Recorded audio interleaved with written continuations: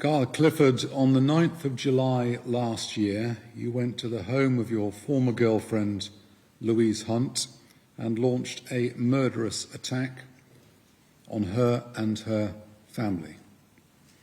You first killed her mother, Carol, who even on that day showed you nothing but kindness in the moments before you attacked her. You raped and killed Louise, who had been as gentle as she could in ending her relationship with you after your arrogance and anger proved too much for her to stand. Then you murdered Hannah Hunt, who had done nothing to harm you save supporting her little sister.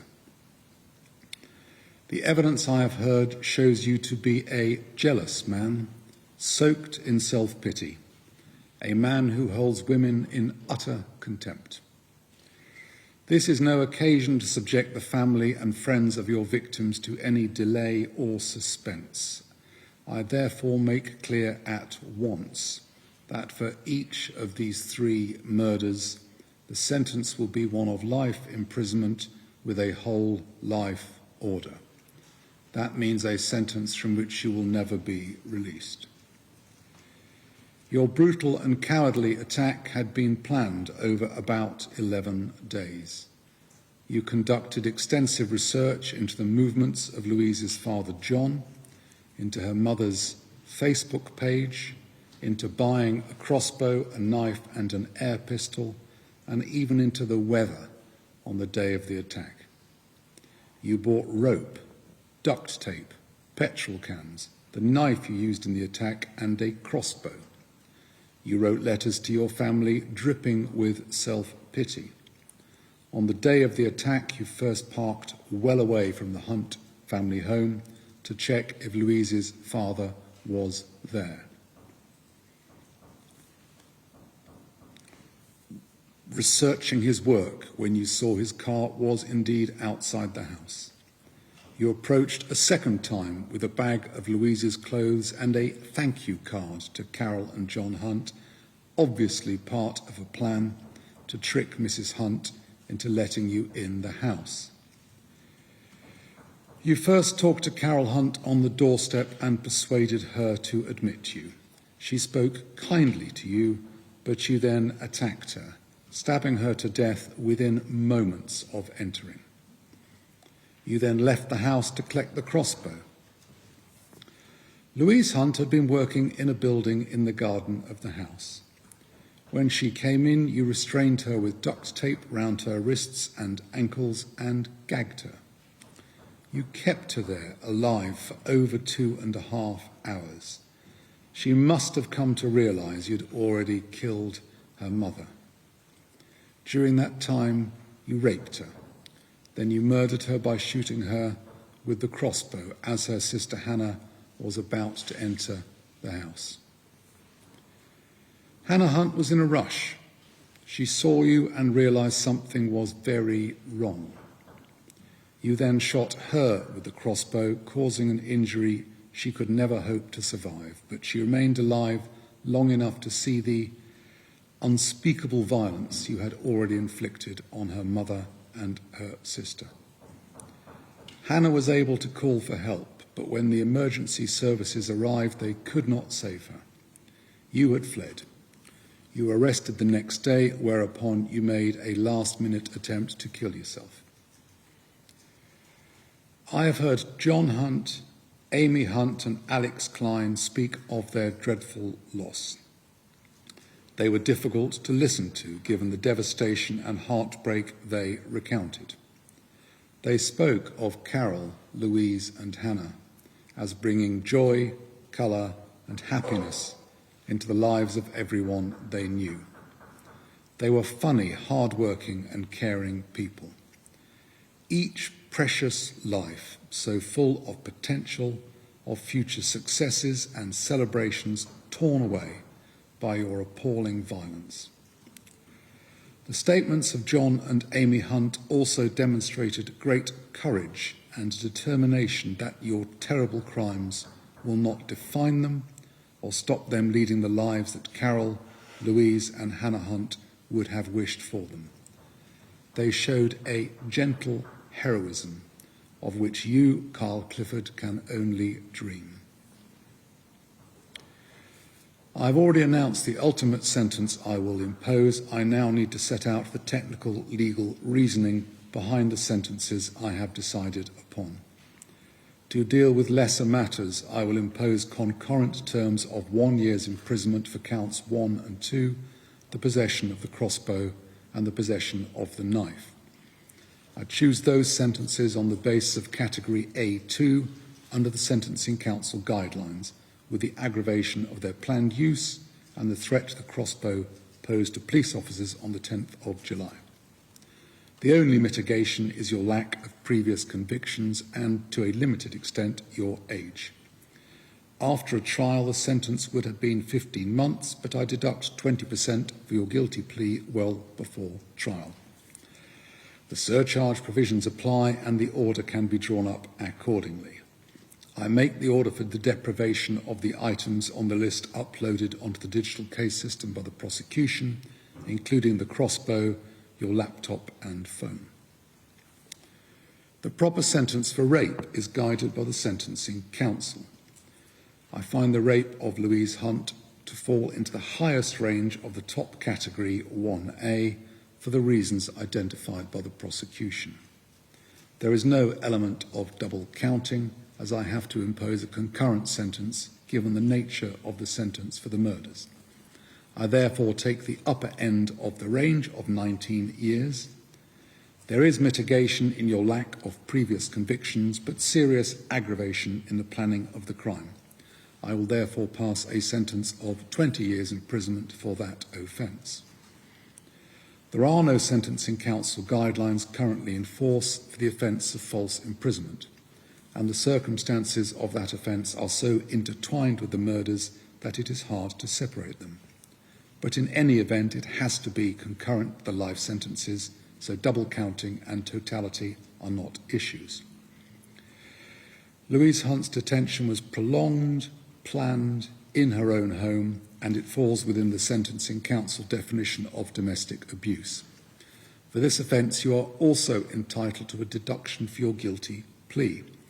I therefore pass a sentence after that 20% reduction of 8 years imprisonment. Guidance on the imposition of the mandatory life sentence custodial term is set out in Schedule 21 of the Sentencing Act 2020. A whole life order is normally to be imposed for the murder of 2 or more people where each murder involves a substantial degree of premeditation or planning. Such a disposal is a rare one and reserved for only the most extreme cases. I have considered the guidance of the Court of Appeal in the decisions of Stewart and others, of Kigundu and Osborne. I will not add to the length of these remarks by rehearsing what is set out with great clarity in those judgments, save to highlight 2 points. First, Schedule 21 must be applied in a flexible, not rigid way to achieve a just result. Second, that although paragraph 2.2 of that schedule may have had in mind 2 murders planned, then committed on separate occasions, those provisions do not exclude the most severe order being made for multiple killings on the same day. I am satisfied so that I am sure that you both planned and contemplated killing all 3 of your victims. I've already mentioned your planning. You knew the routine and habits of that household. You clearly anticipated that Carol Hunt would be in the house as you went equipped to trick your way inside. You must have known Louise Hunt would be working in the building in the garden as you knew her routine, and she was the obvious target to be raped and murdered. You knew the routines of the household. You were there for over 4 hours and must have anticipated that Hannah Hunt would return. While you had used Louise Hunt's phone to ensure John Hunt would not be home any time soon, you made no such inquiry about Hannah. You would have known she wore a uniform for work, which she would be bound to come home to change before doing anything else in the evening. I am sure that Hannah too was part of your premeditation and that you intended to murder her if the chance presented itself. Those findings alone could lead to the imposition of a whole life term, but there are 4 further very serious aggravating factors. First, the relevant section of the schedule is triggered by, quote, the murder of 2 or more persons, I stress, or more. It seems to me the fact there were, quote, more, unquote, must be a relevant factor for a judge to have in mind. Otherwise, the courts would be saying the murder of 3 people added nothing to the sentence for the murder of 2, an unthinkable proposition.